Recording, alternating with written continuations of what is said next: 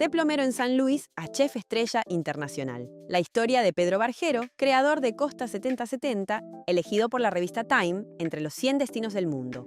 Nació en Mendoza, creció en San Luis y empezó arreglando caños antes de encontrar en la cocina su camino. Pasó por los mejores restaurantes de Europa y América Latina. Fue chef ejecutivo de Chila durante 7 años y luego apostó todo por su propio proyecto en la costanera porteña. Hoy, en Costa 7070, combina cocina de producto, coctelería de autor y música en vivo con experiencias que van desde 40.000 hasta más de 100.000 por persona. Barjero ya es uno de los chefs más influyentes del país y su restaurante un fenómeno internacional. La historia completa en iprofesional.com.